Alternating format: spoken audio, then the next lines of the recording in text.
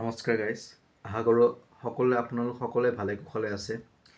আজি এই ভিডিঅ'টো বনোৱাৰ মোৰ এটাই এইম যে মই যাতে এই ভিডিঅ'টোৰ যোগেদি সকলোকে এটা কথা জনাব খুজিছোঁ যে আমি কেতিয়াও আমাৰ নিজৰ সংস্কৃতিৰ যিবিলাক চিনেমা গৃহত ৰিলিজ হয়, চিনেমাই হওক, থিয়েটাৰেই হওক, গান হওক, এনি শ্বৰ্ট মুভি হওক, কেতিয়াও আমি সেইবিলাকক নেগলেক্ট কৰিব নালাগে। হয়, আজি আমাৰ মাজত আমাৰ সকলোৰে হিয়াৰ আমঠু জুবিন দা, যাৰ কণ্ঠৰ যোগেদি এখন চিনেমা ছুপাৰহিট হৈছে, আমাৰ অসমৰ চিনেমা বাহিৰতো নাম হৈছে। এক্সাম্পল ক'ব গ'লে মিছন চাইনা, ডক্টৰ বেজবৰুৱাটো, ৰৈ ৰৈ বিনালে, তো ইমান ভাল ভাল চিনেমা বাহিৰতো তাত খুব ভাল নাম আছে। তো আজি তেওঁ আমাৰ মাজৰ পৰা গুচি যোৱা 6 মাহেই হ'লেও তেওঁ সদায় আমাৰ মনৰ মাজত আছে, প্ৰকৃতিৰ মাজত আছে, আমাৰ সকলোৰে মাজত আছে তেওঁ। কাৰণ তেওঁ শিকাই থৈ যোৱা কথা, নীতি শিক্ষাই আমাক এটা সাহস দিয়ে, আমাক এটা কাম কৰাৰ কাৰণে আমি খুব সাহস পাওঁ। চ' তেনেকুৱা মানুহ এজনক আমি হঠাৎ হেৰুৱাৰ কাৰণে আমিও খুব দুখিত। আৰু এইটোও সঁচা যে ৰৈ ৰৈ বিনালে চিনেমাখনৰ পিছত যিমানকেইখন অসমীয়া চিনেমা আহিছে, কোনো এখন চিনেমা সেই এটা ট্ৰেণ্ডত যাব পৰা নাই।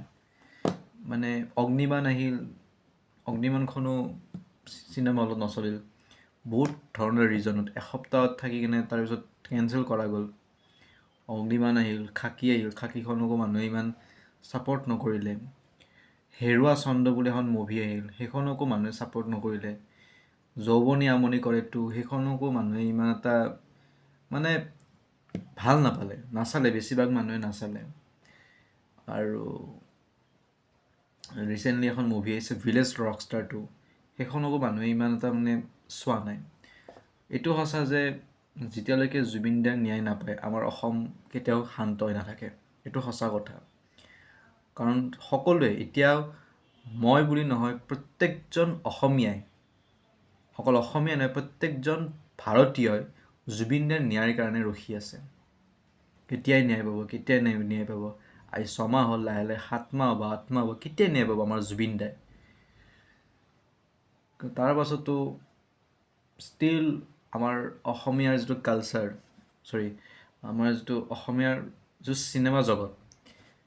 চিনেমা জগতে ভাল ভাল চিনেমা বনাব চেষ্টা কৰে, যিটো জুবিন দাই বিচাৰিছিল যে আমাৰ অসমৰ চিনেমা বাহিৰৰ চিনেমাক ফেৰ মাৰিব পাৰিব, বা বাহিৰৰ চিনেমা যেনেকৈ আমাৰ অসমত নাম আছে, ঠিক আমাৰ অসমতে আমাৰ অসমীয়া চিনেমা নামৰ লগতে বাহিৰতো যাতে নাম হয়। মানে কেনেকুৱা, আমাৰ অসমীয়া চিনেমাৰ যাতে মানুহে চাবৰ কাৰণে, অকল অসমীয়া মানুহে নহয়, গোটেই ভাৰতবৰ্ষই যাতে চাবৰ কাৰণে যাতে উৎসাহিত হৈ থাকে, তেওঁ সেইটো বস্তু খুব বিচাৰিছিল।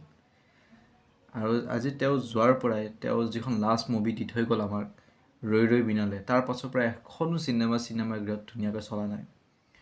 হয়তো হয়, 2-এখন মুভিৰ ষ্টৰি ইমান এটা ভাল নাছিল। অগ্নিবাণখন মই নিজে চাইছিলোঁ, বহুত বস্তু মাইনাছ আছে। কিন্তু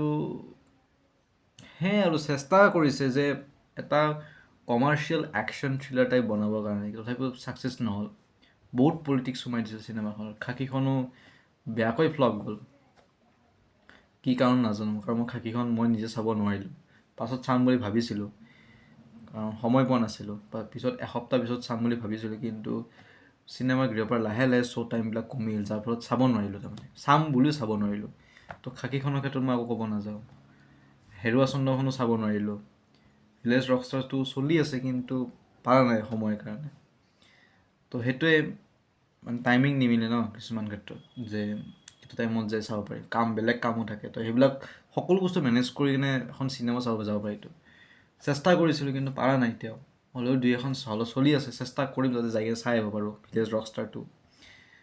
তো আৰু এনেকুৱা চিনেমা আহিব আমাৰ অসমীয়া চিনেমা, যদি এনেকৈ যদি এটা গতিত চলি থাকে, এটা ডাউনফলত যদি চলি থাকে, তেনেহ'লে মই ভাবোঁ যে জুবিন দাই যিটো সপোন দেখিছিল আমাৰ অসমীয়া চিনেমাৰ প্ৰতি, অকল অসমীয়া চিনেমাৰ প্ৰতি, আমাৰ অসমখনৰ প্ৰতিও তেওঁ বহুত এটা আশা আছিল যাতে অসমখনৰ কাৰণে ইমানখিনি কৰিছেতো, বহুত কৰি থৈ গৈছে, বহুত ৱৰ্ল্ড ৰেকৰ্ড কৰি থৈ গৈছে। তেওঁৰ নিচিনা মানুহ এই পৃথিৱীত ক'তো নাই। তেওঁৰ নিচিনা, তেওঁৰ মনৰ মানুহ এই পৃথিৱীত ক'তো নাই। তো এতিয়া চিনেমাবিলাক ইমানে ডাউনফল চলি আছে যে মানুহে আঁকোৱালি ল'ব পাৰে চিনেমাবিলাক। কিন্তু যদি এটা ক্ষেত্ৰত চাব পৰা যায় যে যদি মানুহবিলাকে যদি চিনেমাবিলাক চায়, তেনেহ'লে কি হ'ব, আমাৰ চিনেমা জগতখন, আমাৰ অসমীয়া চিনেমা জগতখন লাহে লাহে অলপমান উন্নতি হ'ব, এটা ভাল পৰ্যায় যাই পাব। জুবিন দাও ভাল পাব, তেওঁ য'তে আছে তাৰে পৰা আমাক আশীৰ্বাদ দিব, ভাল পাব তেওঁ যে হয় দে, যে মই নাথকাৰ অনুপস্থিতিত তহঁতে ধুনীয়াকৈ চিনেমা জগতখন চলাই নিব পাৰিছ, যে কিবা এটা যে শিকিছ, সেনেকুৱা আৰু কথাবিলাক। তো আমি চিনেমা জগতখন চলাই লৈ যাব লাগিব, যেনেকৈ ভাইমন দাৰ পিছত জুবিন গাৰ্গে চিনেমা জগতখন আগুৱাই লৈ যোৱাত, জুবিন গাৰ্গ, যতীন বৰা, ৰবি শৰ্মা, তেওঁলোকে এই চিনেমা জগতখন আগুৱাই লৈ যোৱাত কিমান সহায় কৰিছিল। এটা টাইমত যিটো ডাউনফল চলি আছিল, ভাইমন দাৰ ৰামধেনু মুভিখনৰ পিছত যিটো ডাউনফল চলিছিল, সেই ডাউনফলৰ পৰা যিটো কামবেক কৰালে জুবিন দাই নিজৰ চিনেমা মিছন চাইনাৰ পৰা, তো আকৌ সেই একে পৰিস্থিতি আৰম্ভ হৈছে। গতিকে আমি চেষ্টা কৰিব লাগিব যে ভাল চিনেমা আমি অডিয়েঞ্চক উপহাৰ দিব পাৰোঁ। আৰু কোনো এখন চিনেমা যাতে, হয় আমি জুবিন দাক মিছ কৰিম, কাৰণ প্ৰত্যেকখন অসমীয়া চিনেমাত জুবিন দাৰ এটি এটি কণ্ঠ থাকে, কিন্তু কি কৰিম আৰু।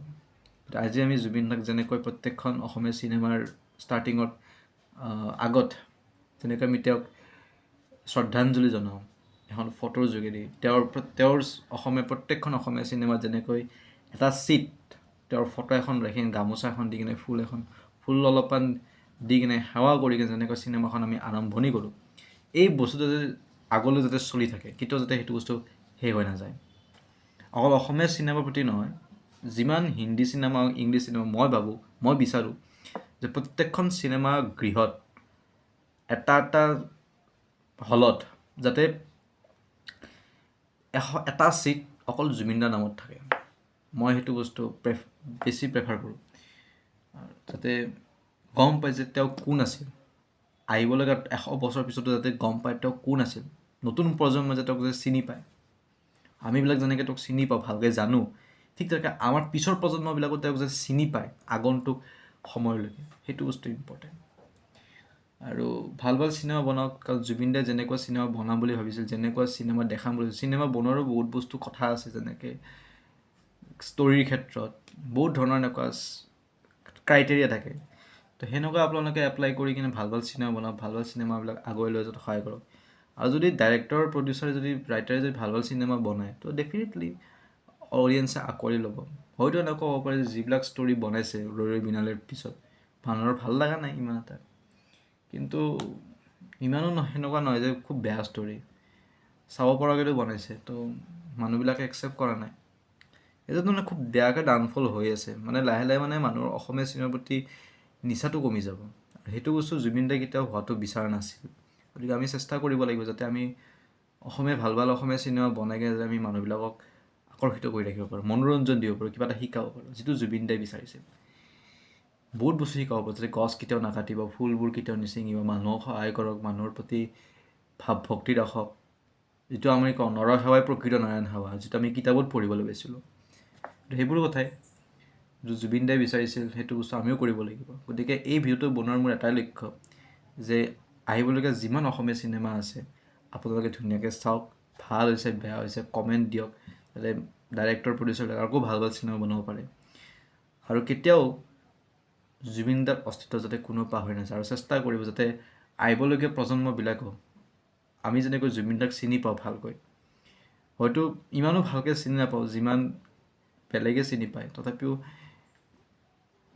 যিমান শুনিছোঁ সৰুৰ পৰা তেওঁৰ মানে কথা, তেওঁৰ কথা আমি যিমান পঢ়িছোঁ, কিতাপতে হওক বা টিভিতে হওক, ছ'চিয়েল মিডিয়াতে হওক, আৰু মই পাৰ্চনেলি একবাৰ লগ পাইছিলোঁ তেওঁক এখন বিয়াতে, মোৰ ফটো আছে তেওঁৰ লগত।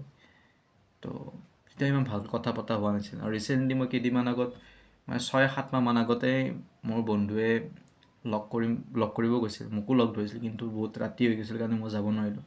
এইটো এটা মোৰ গোটেই জীৱনভৰ আফচোচ থাকি যাব। তো তোক চাগে মই লগ পালে আৰু বেছি ভালকৈ গম পালোঁ হয়। লগ পাইছিলোঁ, ফটো এখন উঠিছিলোঁ, কিন্তু কথা পতা হোৱা নাছিল সেনেকৈ, বা নাম চাম সুধিছিল আৰু সেনেকৈ, আৰু মানে কথা পতা হোৱা নাছিল, কাৰণ মানুহৰ গেডাৰিং বহুত আছে। 2019 কথা কৈ আছোঁ।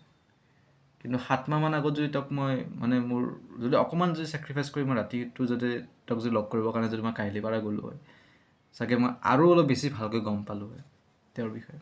তো সেইটো এটা মোৰ জীৱনত আফচোচ থাকি যাব।